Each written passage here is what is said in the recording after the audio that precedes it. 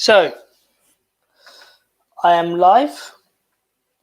So, as, so this video will just be about, the FA Cup fixture this weekend. A lot to get through. Chelsea taking care of business, and there's a big FA Cup story. Kidderminster Harriers beating Reading, Championship Reading as well. So that's another FA Cup fairy tale for Kidderminster Harriers of the National League North. And there was a certain club that got knocked out as well, which as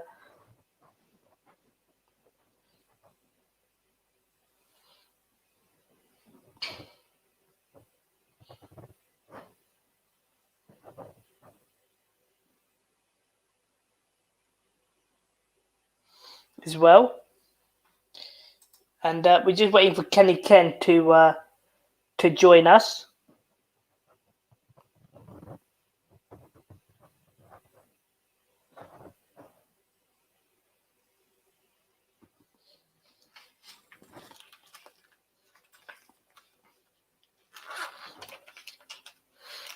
Oh.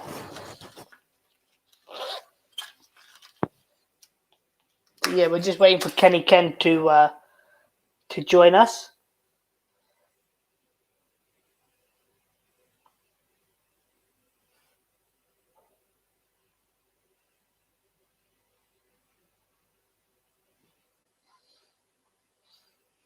So just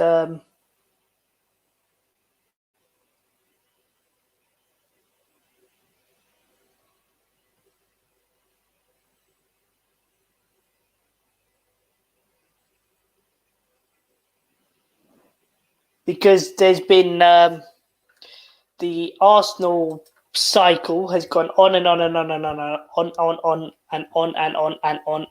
and on.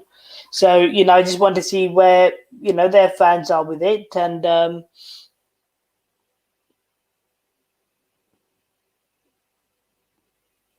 so let's see I want to speak to Kenny Ken, see what he has to say about it, what he wants to see now, because their season is hinging on the Carabao Cup against Liverpool. And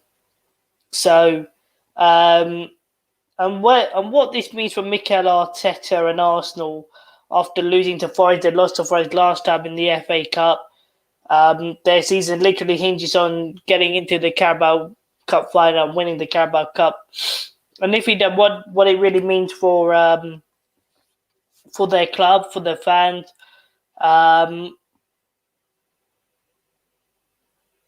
So I'll just wait for Kenny Ken.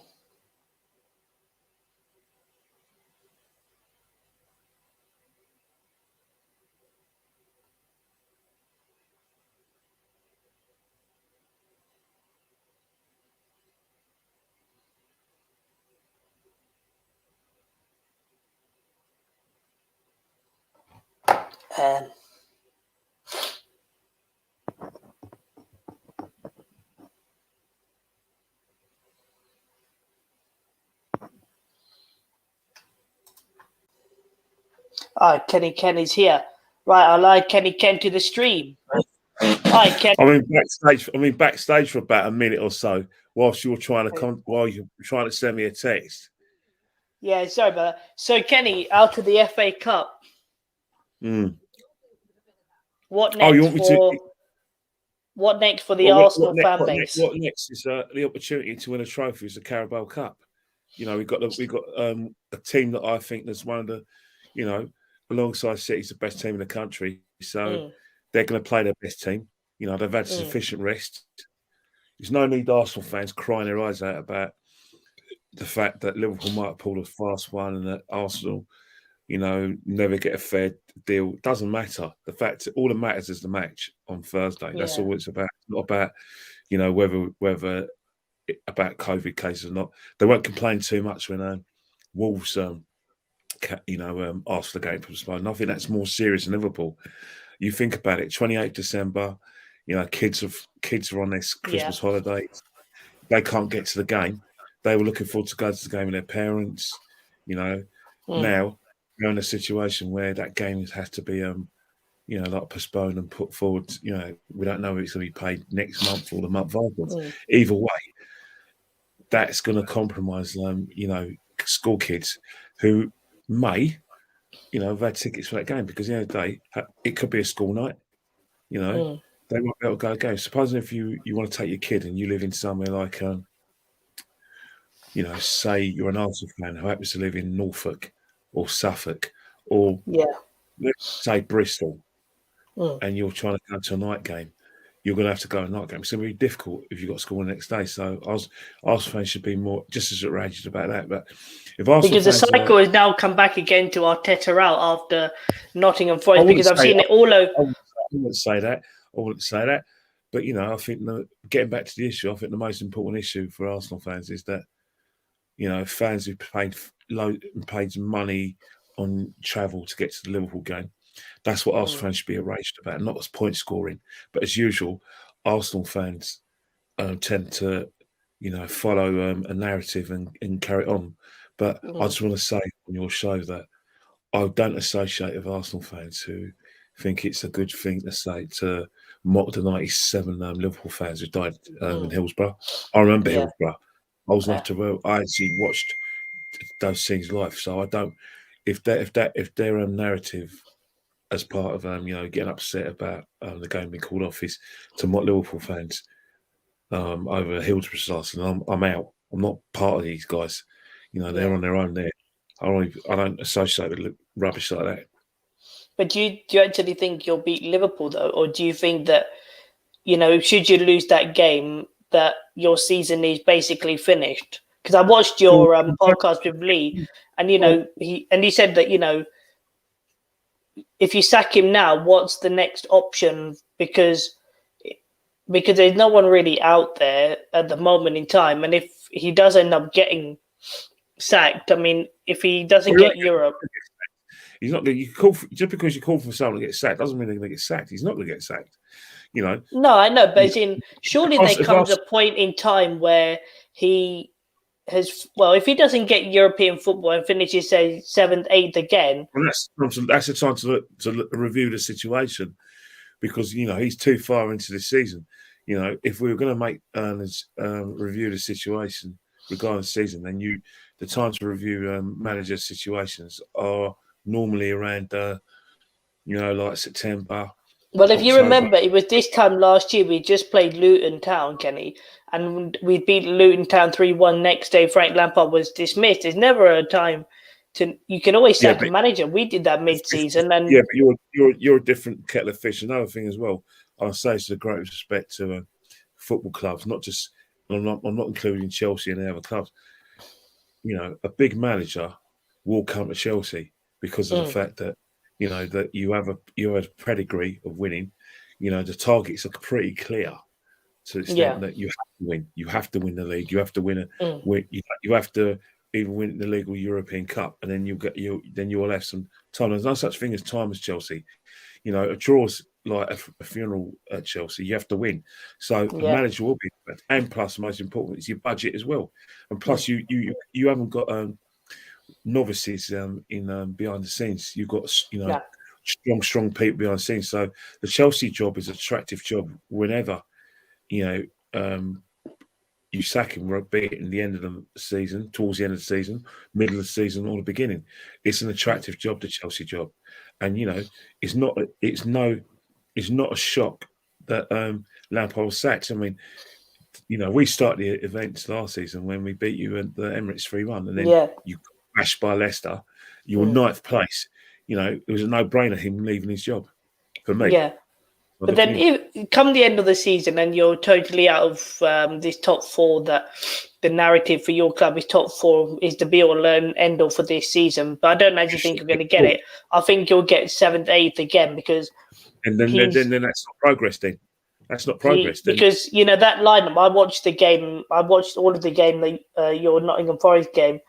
And it just looks so disjointed from start to finish. It was just like the players who turned up for that game didn't even look like they knew each other, let alone, and it's Nottingham Forest. You guys should be breezing past Nottingham Forest. You should have gone there, taken care of business, and moved. You still have to earn the right, though. You can't just assume because you're a big club. You have to work. You have to play good football. You have to earn the right. Because in order to get the progress, we didn't earn the right. What we assumed when we played Nottingham Forest is that they're gonna, not going to be playing at that tempo for 90 minutes. They did. We couldn't cope with the fact that they didn't tire. They played at that tempo. They got in our faces, and they outrun us. And did so many overlaps. Our fullbacks were embarrassing, and the forward players in that position were rubbish as well because, it was not the Forest didn't have to overlap us. They just ran past our players. Yeah, but people like Rob Holding, people like people like that in your back line, Kolasinac. I mean, some of those players that came on for you lot, but it's just like you've gone backwards in years. You've not really taken forward steps you've still got players that really shouldn't even be there. It's 2022 and you're still hanging around with Rob Holding, Kolasinac and other nonsense. Rob Holding, wasn't one of our worst players. I mean, why is Benjamin White getting a bye? He was getting bullied by Keenan Davis. He was ball watching for the goal. Yeah, but he'll get a pass because he's Mikel Arteta's player. He shouldn't get a pass because that, no one, Ben White was atrocious. Cedric was an embarrassment. Charlie Patino was completely out of his depth. Samuel Laporte got strangled in midfield. Yeah, but you can't throw kids in the FA Cup. But we did because we. You threw kids in because you actually have no squad depth. What's his name go? You let what's his name go the other day to Jose. What was it, Maitland-Niles? But why would Maitland-Niles stay at Arsenal when he can't get first team football? The fact is that we were overconfident. That's why we played Patino because we thought because of the way we've been playing, because of the fact that we got praise from here to high heaven last week against Man City in a game we lost. So I think the players. The attitude that I saw in the pitch was players who believed that they'd made it because that team was good enough to beat Nottingham Forest. I don't care what anyone says. You could talk fringe, disjointed or not. Man for man, in terms of football ability, we should be beating Forest. That's not being arrogant. It's because you've seen that at the highest level of the Premiership that they have had some success. So you expect that to transfer into the cup game. That's not belittling Forest. How can you belittle Forest off a performance like that? That was a fantastic performance at our expense. But then, with all your players that have gone to AFCON, do you not think that you should be, going high heavens into the transfer market now and saying we need 8 to 9 players to stay afloat? Oh, I hear what you're saying, but the AFCON's every 2 years. Does it mean that every 2 years you've got to buy players because players are going away for a tournament that lasts about between 5 weeks? No, you don't do that. If you need, because Mikel Arteta, because I watched his post-man thing, and he said we're really, really short on players at the moment, and I thought, okay, you're saying that, so go and get players that will help you bide your cover for a few weeks. And then, those players, go and get them on an emergency loan or loan for a couple of weeks. And then this is how you do it. You have a transfer. You have the transfer deadline. Deadline that ends in end of August, beginning of September, and then I think it starts in July. You've got enough time. Surely the African nations, couple of nations. It's not as if we only found out a week ago that it was going to be in Cameroon. We know this every 2 years. That because of the rainy season in Africa, that in that period, because they have to in Africa, it'd be a fast. You won't be able to have we're not talking about like I said, downpours of rain that we get in the United Kingdom. We're talking a complete flood, waterlogged pitches. You just can't do it during that time. So, every club is going to have a situation where. Their first choice players will be playing for their countries in the African nations. Chelsea have it, Liverpool have it. Every club in the Premiership all have it. And, it's something we knew about. The fact is that, you need to be covered in those places. We also know that every football club is aware that games during the sort of high season between December and maybe late January, early February, you are going to have outbreaks of infections around COVID because this is winter. This is when Delta last year was vibrant. Omicron's going to be vibrant as well. We're going to have a situation where where like the Spanish flu, eventually it's going to just peak itself out, and it's going to reach its peak and not to come within our midst again.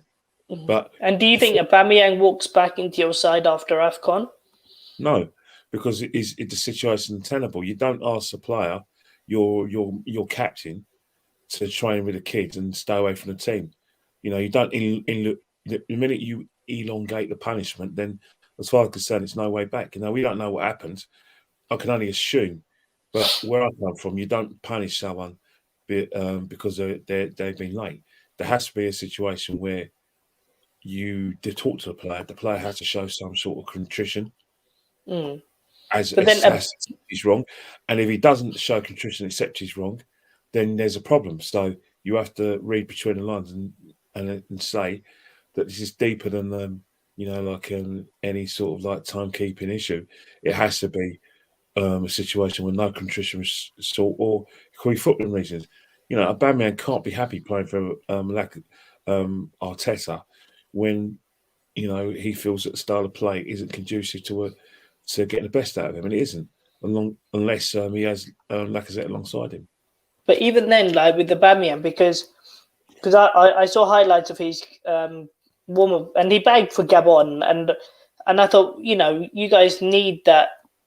He's still elite. If you play, and he might not like Mikel Arteta, but it's a contradiction because he won the FA Cup under Arteta, and he was on his social saying my manager and everything.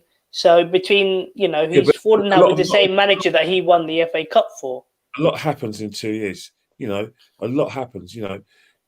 How many times have if you've seen a football match where you see everyone bundling each other? 9 out of 10 times it could be situations where they don't get on, but they're sharing the euphoria of winning an important match, was the FA Cup was. He was playing well. His stock was high, amongst his teammates. It was highest amongst the manager and highest amongst the fans. So when the contract renewals came up, it was, a lot of fans thought it was a no-brainer to keep him. Me, myself, wanted the money because I sensed that there were suitors, and I wanted the fee in order to rebuild. And that sadly, I've been proved right because it hasn't worked out with Oba. Hasn't. So if they do sack him at the end of the season and they say, actually, it's time now to cut ties because we haven't really made any progress with you, who would you realistically... Well, what you do is that the only way Arsenal are going to move forward and try and be like a proper top six club is, in my opinion, that they have to be like Chelsea and Man City. What Arsenal needs is a billionaire, multi-billionaire with a massive ego. It's not good because there's billionaires without egos. There's billionaires that said, "Oh, well, we won't interfere." What Arsenal need is someone who would interfere, someone who basically admits he doesn't know anything about football, but wants to win at all costs. But isn't that what that Daniel Ek wanted? Not at all. He's a waste of space. The minute you consult with the players, the waste of time. Get rid of. I want someone with big pockets, big egos, like says has a portfolio of successful companies.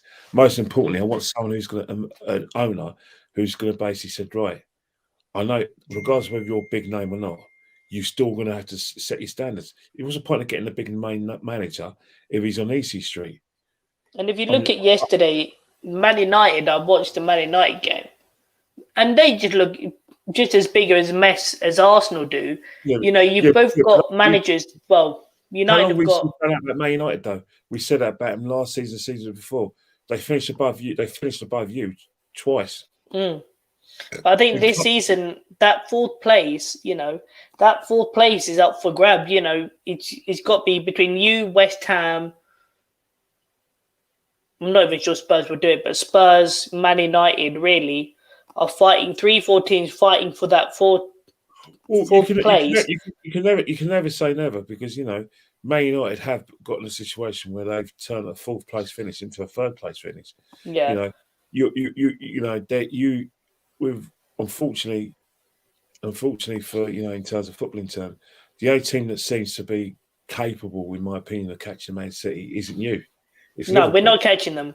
And I know when we play them this weekend, when we play Man City this weekend, I'm expecting 5 or 6, because I know we're not good enough to compete with Man City. Yeah, it's the reasons that the fact that you're trying to call you've got a situation as well where because you're not completely secure with Alonso left wing back, you're trying to get no.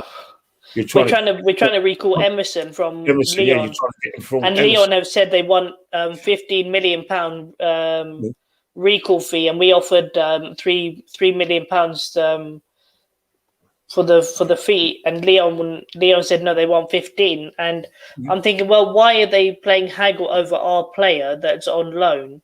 Because they're in the right. They're fighting for the La Ligue in France. A deal was for him to be there at the end of the season. You're trying to renege now. Pay the money. You because he's your player. There's an agreement, a signed agreement between the loans manager, which I believe is Machiavelli at your club. Yeah. And thing, rules are rules. Don't break them just to suit you. When you agreed that loan fee, or even loan deal for Emerson, you didn't know that Ben Chilwell was going to be out for the rest of the season. No. And now we've got no cover for Reece either, and we're looking at Ian Matson at Coventry. We're trying to recall him from Coventry. And today for Bricks now come out saying we're going after Ousmane Dembele, and I'm like, this is not what we need. We don't need another glass half broken player in Ousmane Dembele. Ian Matson, okay, let him develop by Coventry. He's playing really well in Coventry, but if he comes back and covers and comes into this team, it's going to be difficult. And even if Tuchel said he wanted Emerson to come back, but I don't know whether, and Lukaku has he played well against Chesterfield, all right, their non-league side, but we took care of business there. But now we have to see. I'm interested to see Lukaku up against City's front three, how he holds Jesus. It depends how you play. The way you're playing is more before James and Chilwell got injured. Was obviously Lukaku was struggling for fitness at that time as well. But from where I'm looking, you this season, when you were on the top, when you're playing well, your best football was playing with those wing backs. Yeah. Where unlike where to a certain extent, like obviously it was one stay back, one go forward. But what was happening is that the players that went who actually went forward in that wing back role were encouraged to get in goal scoring positions as well as create chances. Hence the fact that I believe that they're still your top goal scorers. Now he can't play that way because the two players, James and Chilwell. Yeah, and the problem is with Marcus Alonso up against Jesus and Jack Grealish and everyone else. I'm terrified of what they'll do to Marcus Alonso. They'll just rip him apart.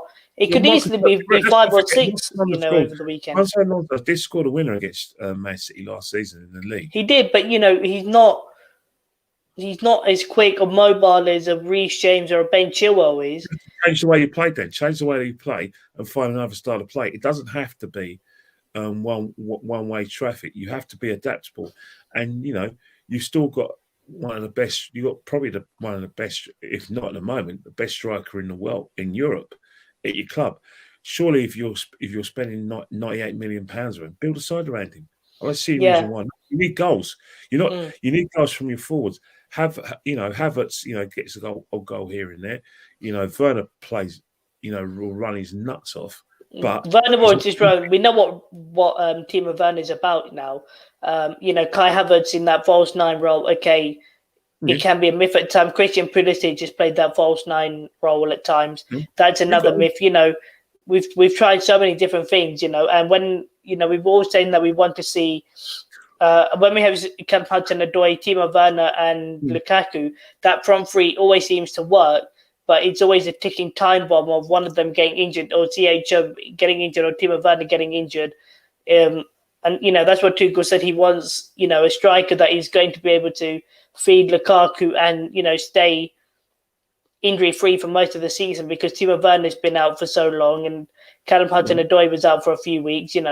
And I'm quite surprised that the transfer window hasn't really taken off yet. No one's really done any business. I'm not too worried about.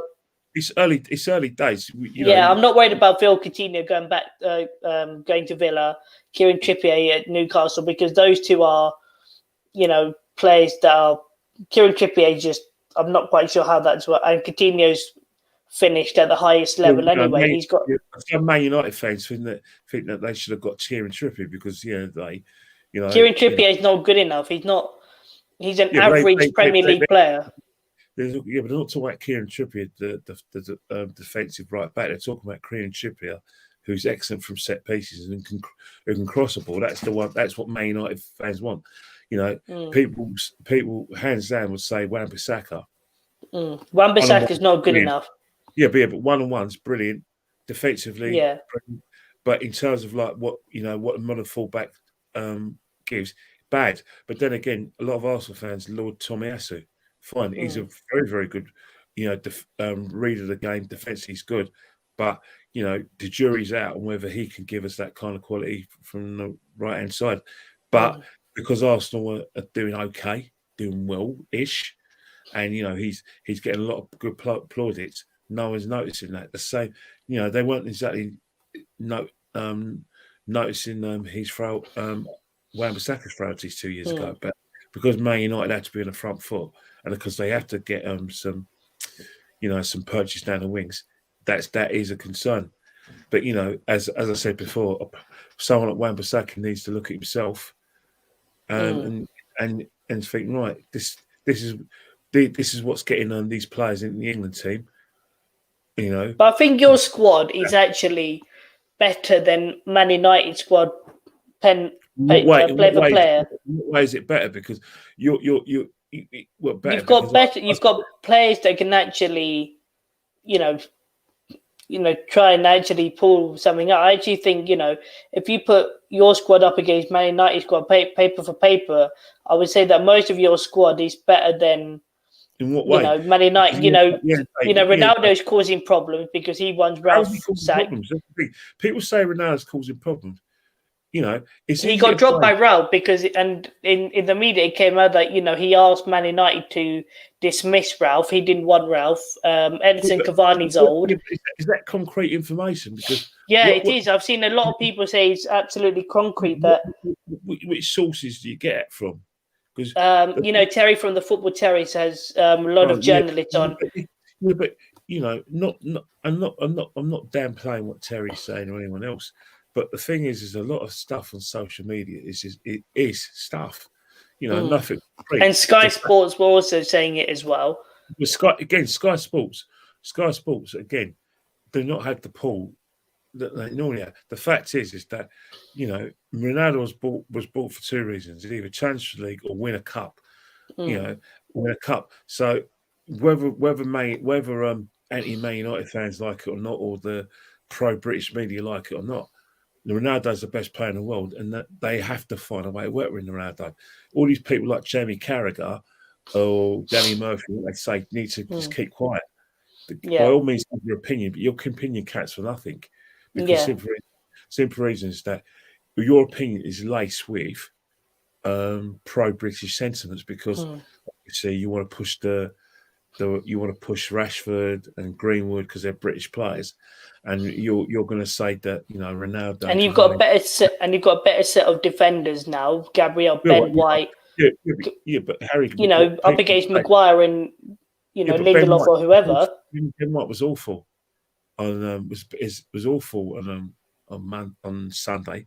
He's getting back into his old bad habits where his form's going a little bit down. So Harry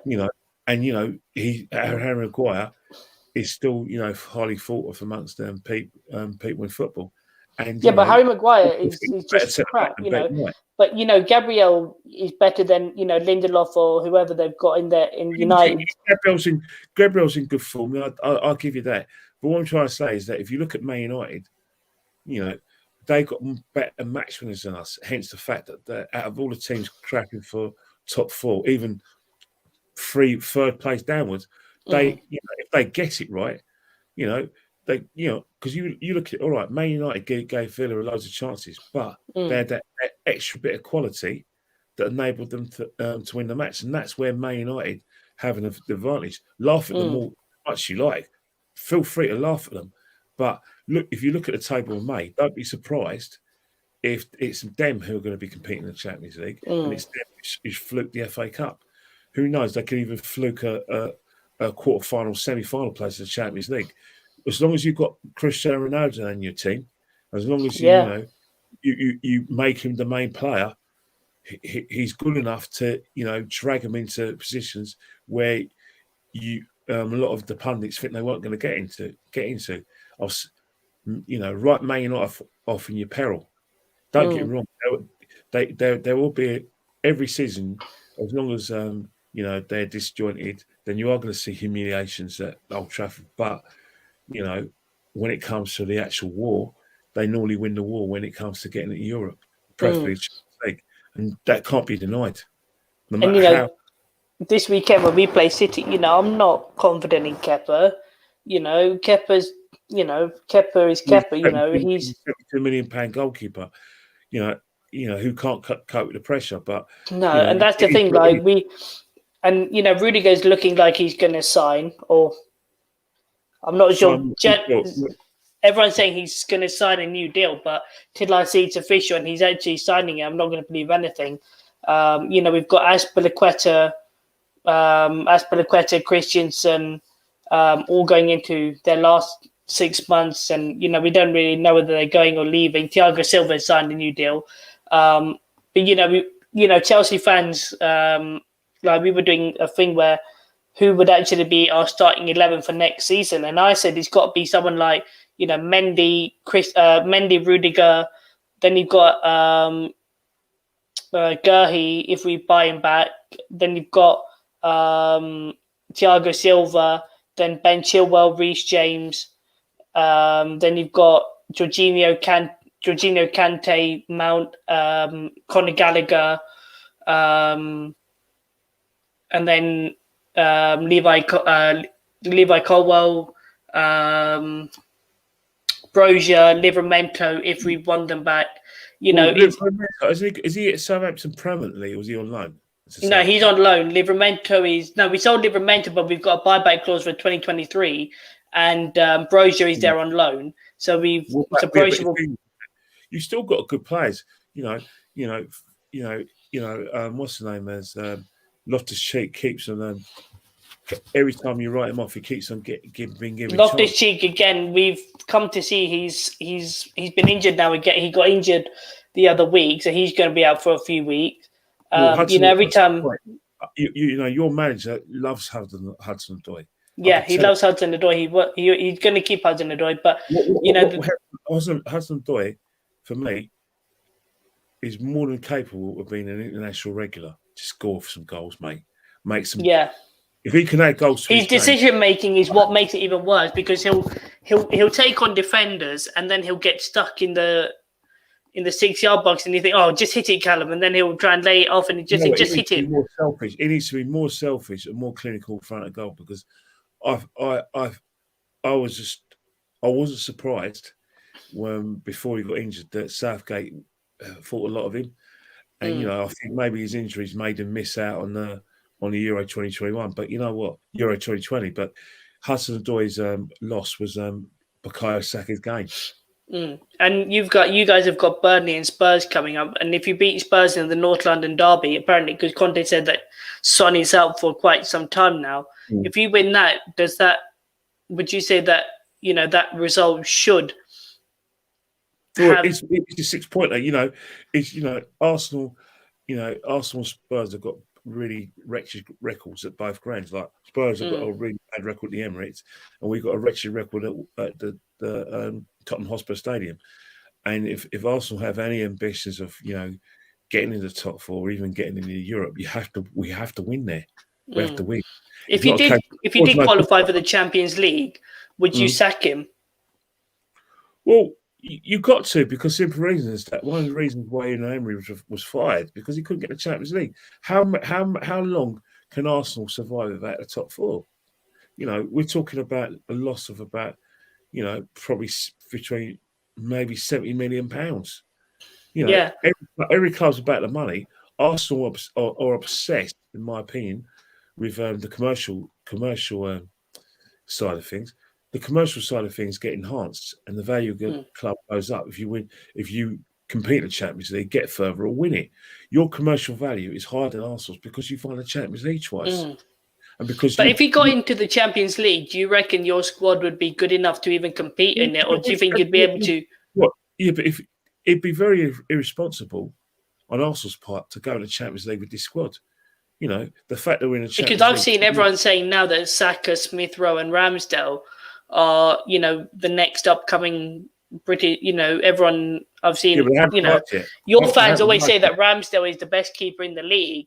They're entitled to say that he's in good form, but you know what it's like at football. 90% of our football fans think their clubs, their clubs are the best in the world, and other fans are more objective. The ones who say take the time aren't popular.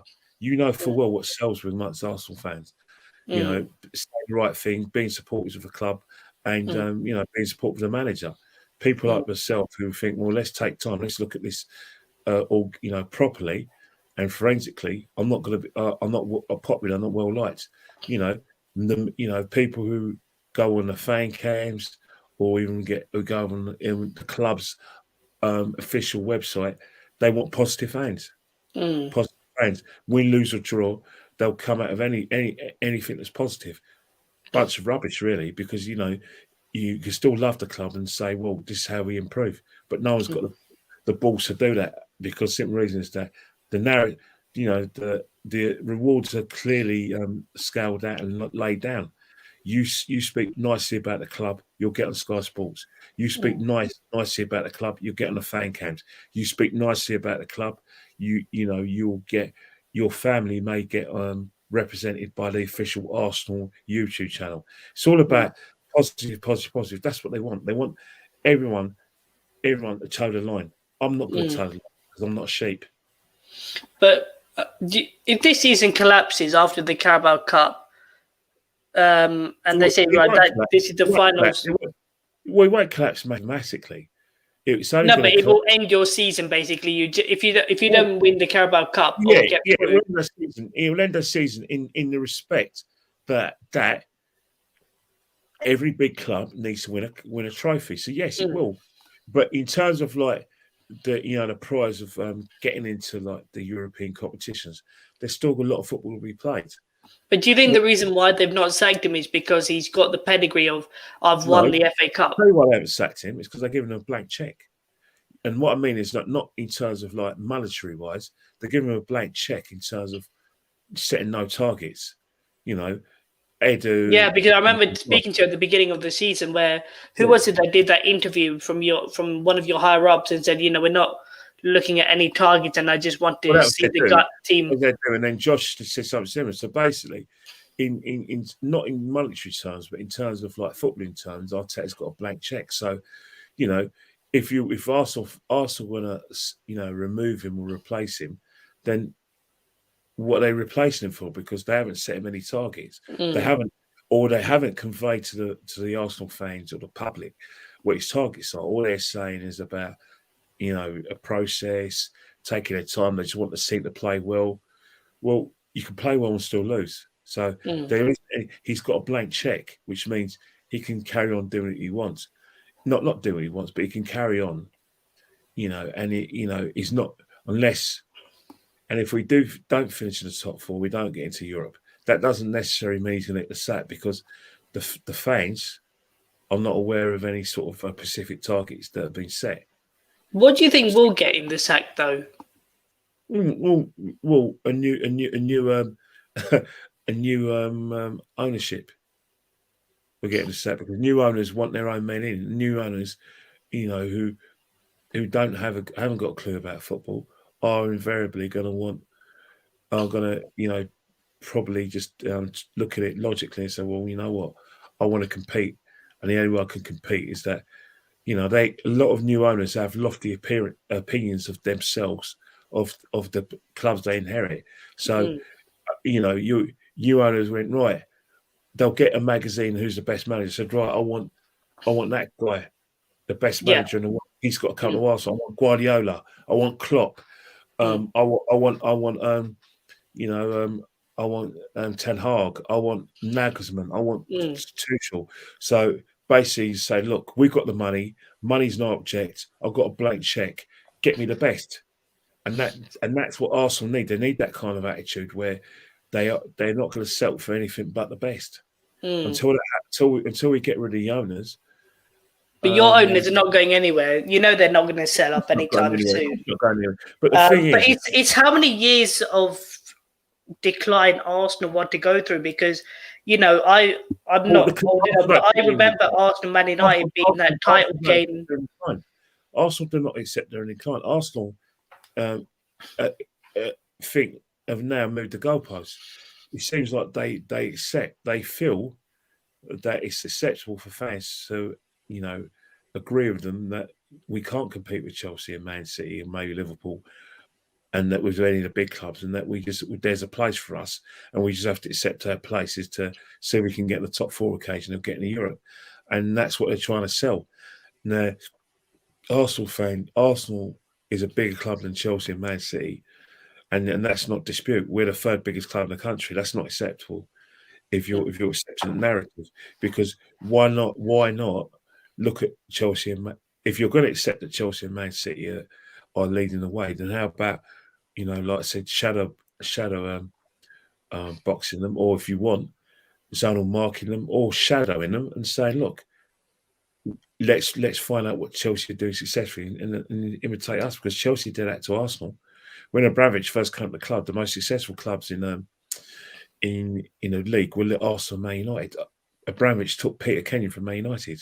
Your training ground in Cobham might as well be like I said, a blank copy of London Colney, our training ground. We've got another youngster, Harvey Vell and Jesus Bell. Yeah, Tuchel really liked them, likes both of them, and he said, Harvey Vell will be massively part of, and Jude Bell will be part of the first team squad for next season as well.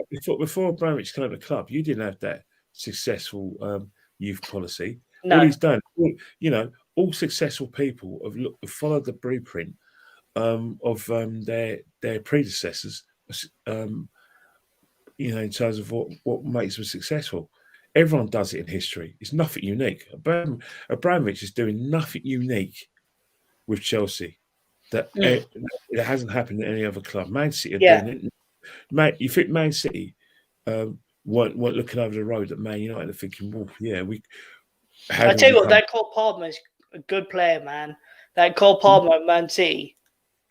Well, yeah, but Man City, like yourselves, have got one of the best youth setups in the country. Hence the fact they get the best boys in the Northwest, you get the best boys in London. Just a fact. Yeah, but you don't. And all I'm trying to say is that Arsenal do need to follow that blueprint. The owners have been given a chance. Then the majority shareholders now, they're spending the money. But if they've bought into the kind of the process, which is not just the board, but Mertesacker's got his fingerprints on this. Lewis has got his fingerprints on this, and Arterta, and they do. Then Arsenal fans are going to be very frustrated souls, and it'll probably be a long time till we do see us winning the league. And that's if how many years of more decline would you say is needed? Because Well, there's no club should ever need to go into decline. No club should ever need to decline. You can still be competitive and still, like I said, make reviews on your squad or make improvements. Man United, for some peculiar reason, have done an Arsenal and accepted that they're in decline, and accepted their lot. That's Man United. They're the biggest club in the world. Why are they accepting that rubbish? Arsenal's the third biggest club in the country. Why are we accepting the fact that Chelsea and Man City are ahead of us? We should be challenging them and not accepting it and trying to reclaim it, not go through process. We've been going through processes since since 2004. There's nothing new about what Arsenal do in youth process. That was Arsene Wenger. Arteta has been less successful than Unai Emery. Well, yeah, but the thing with Arsenal in terms of youth project, the same thing with Arsene Wenger. How many times during the years, during the Wenger years, especially when the Emirates, that instead of getting a big name, we're getting the best, the most exciting prospects in Brazil, the most exciting prospects in France, Holland, all young players. Nothing new. It's just that we've been doing this for years and years. It's not working. It's not making a change, for the league on a regular basis or give us a chance of winning it. We're not buying ready-made players. We're buying players who are up and coming. And we're going to continue to do that and hope that these players mature. But what happens if they mature and they're not in the Champions League and not winning leagues? They'll want to go to teams that can win trophies, can win playing the Champions League. They'll go. People like yourselves and Man City will take the players off us. So all this organic. I would take Saka, to be honest. I really would. I'd actually take Saka at Chelsea because I think. The thing is, Saka's not an Arsenal fan. Not that I know of. He doesn't know he's got a career. So Arsenal, if they are going to go for that youth project, need to realise that if by the time the players do get to their prime, they still do play for their countries and they do speak to their teammates who've played in Champions League finals, probably won them. They're going to want a bit of that, and they're going to outgrow the club. Then if you. Champions League, if you get in that Champions League, you are going to get hurt so badly. We don't have to have. It doesn't have to happen. If you're in the Champions League, from what people have repeated time and time again, you can't attract the best players in the world unless you've got Champions League football. Well, if we've got Champions League football, then that's a kind of a William Tell moment to try and compete for these big players because we are giving them a carrot of playing Champions League football. Why settle for that squad? It would be irresponsible to play, have that. But you have good players out on loan. I'm not going to mention who they are, but you know who they are. Players that... You say these good players are out on loan, but the reason why they're out on loan is not because, they're learning a trade. It's because they fall out of the manager. Salah's clearly fallen out of Arterta. Guendouzi's 100% falling out of Arterta. That's a fact. So going out alone doesn't necessarily mean that it's there for your development. It's going out alone. It's just taking off our hands. I want to see him. So that's how it works in terms of Arsenal. But what do you think the rest of the season holds for Arsenal if you don't win the Carabao Cup? But one game at a time is no good. People who are saying to me, why do you want Arteta sacked? Give him to the end of the season. I'm taking their advice. Let's see, game at a time. If we accept Arteta's not going to be sacked, and we want him to go, then what will happen is that we have to see how it goes at the end of the season. But as I said before, he's been given a blank check. But all I've seen, your fan base seems to be the AFTV so-called puppet of so-called fans. I'm not sure any of them are actually because I've stopped watching them since I've seen idiots go on. It seems to be the AFTV fans versus everyone else. I mean, a lot of people have stopped watching AFTV because simple reasons that if you go by the views without even watching it, they're not as high as they were before. So they're clearly in need of an injection of new characters. Yeah, but it seems that half the reason as to why your fan base is split is the AFTV lot versus the rest of the Well, the you fan see, base. the thing is, an Arsenal fan will want to attack you if you say that, because as far as Arsenal fans are concerned, Arsenal fans do not want anything to do with AFTV. But as far as they're concerned, they do not want to be associated in the same breath. They don't. If you speak to a lot of Arsenal fans, they don't consider them part of the fan base. They just think they're some entity.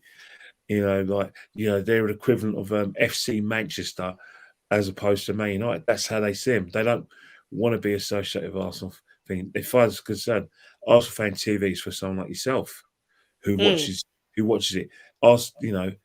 They don't want that association. They've said it on many But occasions. some of the other reactions on those fan cams, seriously, after Nottingham Forest, all I could do was burst into laughter. How stupid some of them Can I were. ask you one question? When you're watching AFTV on a regular basis, do you think that represents the fan base? You clearly Absolutely do. no chance. They're all they're comedians on that At the channel. time when you're watching it, anyway, it's very, very popular. I feel sorry for Cecil, though. I do feel sorry for Cecil. I think him and James have been seriously hung out to dry. Well, not really. I always say that, if AFTV is still one of the most successful YouTube channels, and that it's still got excellent context. Yeah, it's not an easy job, and it's a hard act to follow. Robbie Lyle, but there's opportunities that every show they do is sponsored. Their watch logs are sponsored. And White Yardie as well. That guy's and then the sister channel, Robbie's own channel is sponsored. So as far as I know, there's excellent opportunities for them in terms to make a living. But most of the people on Robbie's other channel is AFTV lot anyway. But even so, there's a lot of sponsorship. There's loads of investment into the channel, which means you pay people. And he's still out of all the Arsenal fan channels, he still has the best contacts with the media. Hence the fact that you're always going to see him or any other or someone from AFTV on representing the Arsenal. And not only that, you find that a lot of YouTubers from other clubs are, like I said, being drawn into work with the sister channel. So again, you've got Chelsea representatives, Man United representatives, Liverpool representatives. They all, and I suppose in terms of the balance sheet, they're making the right decision. It's what they want, but not everyone who gets involved with the channel is going to be a success. Not everyone's going to be able to get that forming employment with the channel. It depends if Robbie rates you. If he rates you, that's excellent. If he doesn't rate you, then you waste your time going on there because you're not going to get. You'll be lucky if you get a fan cam. Fact. And would you go back on that channel or not? Absolutely not. Absolutely not. Not a chance. Not a chance. What to do? What to do? What? Because I do think you'd actually bring the realism on that. Not interested. No interested in going back on there. No interest. Because they don't have anyone as real as you, Lee, and what's the other guy's name on the podcast that you do? It's you, Lee. All three of us have no interest of being part of the channel. We have no interest of whatsoever. And I can speak for all three of us. We're not interested. Not in any way, shape, or form. No interest whatsoever. But then, maybe because some of the people that were on there after Nottingham Forest, I just think, where have you popped up from that you've suddenly they got an opportunity, they took it. That is no relation to me or any of us. The names you mentioned, I repeat, we have no interest of having any ties with the channel. No interest at all. It's not going to happen. Yeah. We no interest. We're not interested. I'm not interested. Lee's not interested. Jess is not interested. I can say on my behalf, I have no intention of having any ties with the channel. It's not happening.